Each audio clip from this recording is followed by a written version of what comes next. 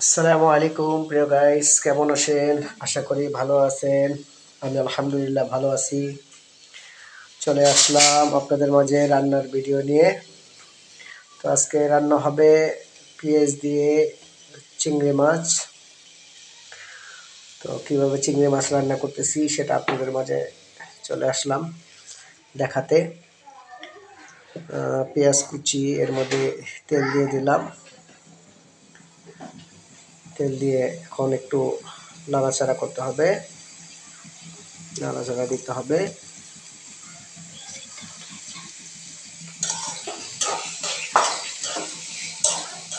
খুব সুন্দর করে নাড়াচাড়া হইতেছে, মাশাআল্লাহ, খুব সুন্দর করে নাড়াচাড়া হইতেছে।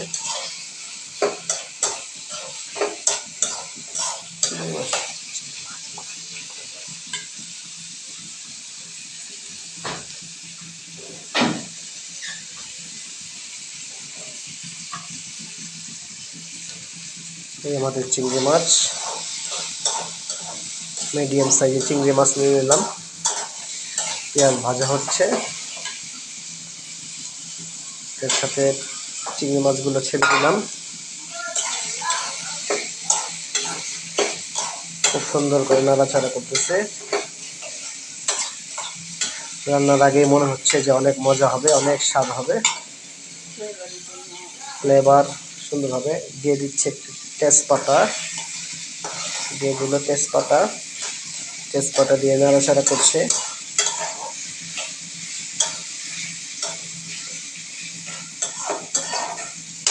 তো আপনারা কীভাবে চিংড়ি মাছ দিয়ে কীভাবে রান্না করেন কমেন্ট করে জানাবেন।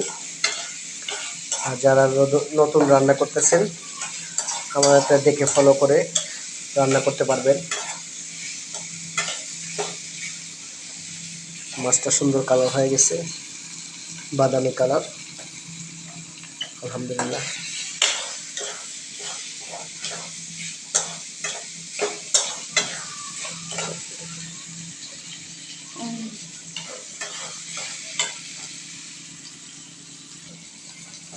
এখন দিয়ে দিচ্ছে পরিমাণ মতো লবণ,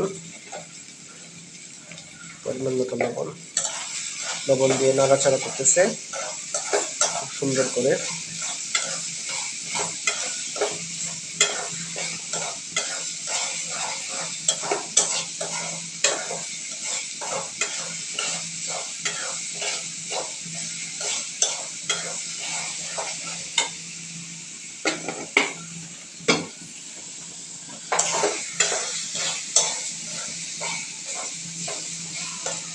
লবণ দিয়ে একটু নাড়াচাড়া করতেছে, নাড়াচাড়া দিতেছে।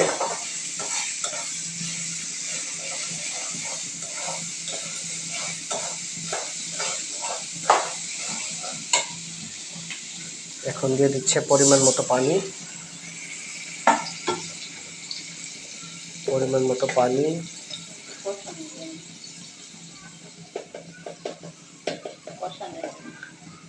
এখন দিয়ে দিচ্ছে হলুদের গুঁড়া কষানোর জন্য। হলুদ দিয়ে একটু নড়াচড়া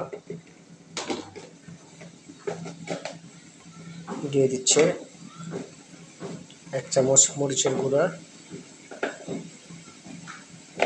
আমরা একটু ঝাল বেশি খাই, এই কারণে 2 চামচ দিল।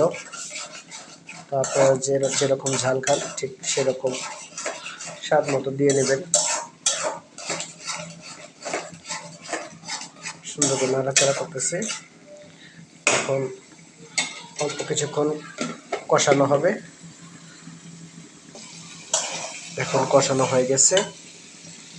এখন সামান্য পরিমাণ পানি দিয়ে দিব, পরিমাণ মতো পানি দিয়ে দিব। পানি দিয়ে আবার একটু নাড়াচাড়া করতে হবে। কালারটা খুব সুন্দর হয়েছে, আলহামদুলিল্লাহ, খুব সুন্দর কালার।